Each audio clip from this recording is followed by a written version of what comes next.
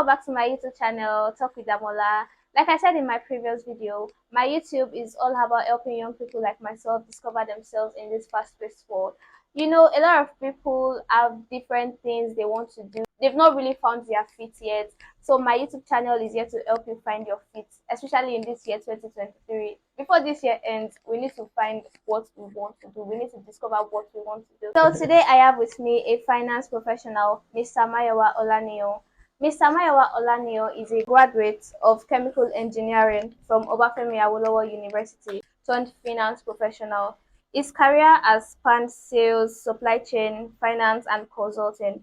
He has worked in one of the big four professional services firms, Deloitte, where he helped medium and large-scale organizations to assess their performance and position periodically. Mr. Mayowa is currently a strategic finance analyst at Lemfi, a global organization focused on providing ease of payment for Africans in diaspora, where he works with the CFO to measure and define organization performances across all entities. With joy in our hearts, let's welcome Mr. Mayowa Olaniyan. So, Mr. Mayowa, can you tell us a little bit about yourself? Okay, about myself, just like you have already highlighted in why you were trying to invite me. My name is Maya Olaniyan. I'm a graduate of chemical engineering. I'm a finance professional. I'm excited about what makes company to do well in terms of their revenue and how they manage their cost as well. That's like my primary interest. But outside of work, I like to write. I like to follow political trends, and I also like to travel, see different places across the world. So that's just about me. Young people in the financial accountant field, the finance everything field, they always have stories and experiences to share about their personal experiences in the field. So can you share your personal experience? Okay, so personal experience. I'm not a graduate of accounting, neither banking and finance or economics. I did core engineering in school, chemical engineering and all, but then engineering profession or engineering field, so to say, like the positions you to be able to get yourself prepared for any field, like not any field, so to say, but like you are able to fit in very easily into other professions, like because of the fact that numeracy, analytical ability, and research are some of those things that you hone, the skills that you hone while you're in school. So I mean, like the accounting profession or accounting field is a field of numbers. How you spend money, how you earn money. That's just basically the basics. And so, like someone that did engineering is able to quickly adapt and all. So that was how I found myself. I don't want to say found myself, but like I transitioned into accounting and finance. So it wasn't like I did it in school, but after school, I picked interest in it. My first job role was more of numbers as well, sales and finance, project finance, and then subsequently I did core accounting or say audits and Deloitte, one of the big four. And so from then I've acquired skills that make someone to be like a finance and accounting professional. And so That's that's just my journey so far. so in this field that you transitioned into, have you faced any challenge? Like, So far, right? yes. Definitely. I mean, even if it's something that you know, like the back of your hands, like there are always new challenges every day, because no two situations are the same. Especially if you are working as a consultant for organizations, like I did while I was in Deloitte. You know, when you are doing like an audit of a particular company, it's not the same. Like a company into healthcare is not the same as some company into manufacturing or a company in telecommunications. So industries differ. And so when you are doing different things from moving from one industry to another, even though it's the same thing that you want to get profit, okay, you take cost of sales, you take expenses from revenue and all to arrive at a profit, and that's the basis. But every industry has their own they are unique in their own ways, how they earn money, how they spend money, the kind of people that work with them. So for me, that's like the major challenge that I encountered, like the fact that okay, you can understand the basics of accounting, but if you are a consultant working for different organizations, then you have to be able to um, like understand the industry. even before applying the knowledge that you have. So it starts first from understanding the industry. And even if you are not working as a consultant, if you are working in a particular organization, like a particular company, that company is an industry. And you have, for you to be able to be on top of your game as a professional that everybody wants to work with, then you have to know what are the trends in the industry and what makes the company to stand out in that particular industry as well. So challenge will be like moving from one industry to another. Then outside the consulting fold itself now, making sense of numbers, not just like this is the revenue number, this is the expense number, and then you have to know what it means. Like if like there's a difference between what a company spent last year and what a company spent this year for the same item, you want to ask, okay, what is responsible? And you have to provide explanation for those things. So it's just beyond numbers. Making sense of numbers matters a lot. So those are some of the things that can be quite challenging, but then it's not insurmountable.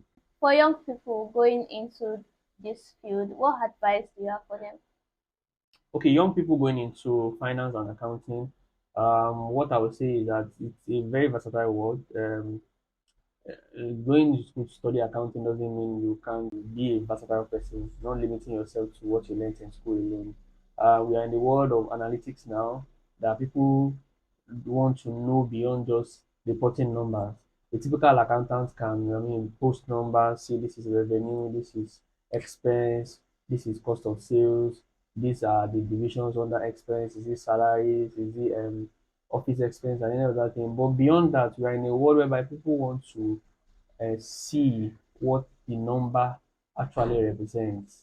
And that is where like analytics come in. We're in the world of data analytics now. Where people are just not just interested in you reporting a number, but people are also interested in like watching out for trends, what has changed between the previous year and the current year. And also, I would advise young people that want to go into this profession and not just limit themselves to just the numbers part alone, like the length in school, or the techniques, what is required to be able to make an account work and all those things. But beyond that, versatility is important so that you are relevant beyond the profession. You can be able to apply yourself to every other field and all. So that's what I would advise young Young people can hear. people. So how can people improve their financial management skills? Okay, so this is like you're talking about individuals, like everybody, like someone that is earning money now. How can you manage your money better so that will make people understand what you're Yeah. asking? So financial management is important because we are in a world whereby a lot of things are happening in the economy, like inflation, things are getting more expensive and all those things. So that skill is even important for every household, not just finance and accounting professionals alone. So everyone that spends money on, for example, luxury goods, while things were still quite very cheap in prices. Now those things maybe minimum have doubled in prices. So wisdom will want to make such a person to like access the like just consider everything that they spend money on month in month out and see, okay, oh, do we really need this, is this necessary? And also that it starts from that, so it starts from spending money on what you need, not just on what you want. And some people just buy things for buying sake, they don't really need it. Some people buy things for because of peer pressure, or buy things because they want to post on social media. You know, we're in that age now. Yeah. So now if one actually wants to be a good financial manager, like you want to manage your funds, you want to manage your money well, ensure that you have enough to save at the end of maybe month, or if you're earning weekly or earning daily or earning bi-weekly or monthly, you want to ensure that okay, like you are spending money on exactly what you need alone and you're not spending money on your frivolities. Another thing is that also looking to earn beyond just let's say salary alone, meaning that not just depending on just one stream of income. God created us with diverse abilities. I actually believe that every human being that God created has more than one ability. And we all know that in this age of time, anything can be monetized. Anything can be monetized. If you are someone that is into arts, you can write, you can design arts, artworks, or you're into writing, like you write on blogs and all those things. Everything can be monetized. So every skill that anybody has is valued, whether it's singing, whether it's writing, whether it's photography, or anything at all that is a form of art, or even if it is not art, anything at all, art can be monetized. So things that people do for fun and say, ah, this is my hobby, this is my king skill, and all those things, like Everything can monetize. It just depends on packaging, branding it, and ensuring that what you are giving out is the best. So those are the things I would say. I mean, in terms of financial management. Oh, alright. You left the chemical engineering to finance. What motivated you to leave chemical engineering? Okay. So what motivated me is the fact that uh, engineering, which I was excited to study in school, made me very versatile. I wanted something that would give me abilities such numerical abilities and research and analysis as well. But beyond that, after leaving school, I discovered that engineering has its limitation. Being an engineering professional makes you, I mean, to be able to contribute to technicalities in the organization. Assuming it's a manufacturing firm, where the production is taking place, you are contributing to how things are being converted maybe from raw materials to products. But then I really wanted my career to be beyond just the technical aspect alone. I wanted to understand the business side, and then that is the part of decision making, where you know how the company is trying to improve the performance, because whatever is done in terms of decision making in the organization, maybe in the board, is what drives every other person. Let's say like the engineers in the organization. So if a company comes up with a strategy that okay, this is what we want to do for this year, this is the product that we want to produce. Everybody, other person has to align with that decision. So I wanted my career to be beyond just being on the floor, contributing technically to organization. I wanted to be like part of decision making, and that's why I felt, and which I don't regret. Looking back now, that I should like focus on the business side of the organization. Oh wow. So what you're trying to say now is there's money in the finance. Really, there's money everywhere. There's money everywhere, but then fulfillment trumps every other thing. So beyond, you can make a lot of money and not be fulfilled at the end of the day.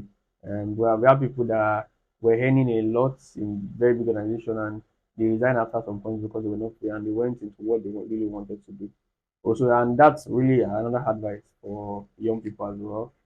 Initially in your career, perhaps you might want to just get your hands on getting something done and acquiring skills, and like maybe hard skill, soft skill that you will need everywhere you're going to. But you get to a point where you want to define what you want to do in life, the path that you want to go to, and that's what I did after leaving school. So, Thank you guys for watching this particular video. I would love it if you like, comment, and subscribe. And don't forget to share to someone you think it will be of help to, because you don't know, if you share it to someone, it might actually help the person. So thank you very much, Mr. Mayowa, for joining my YouTube video. you're welcome.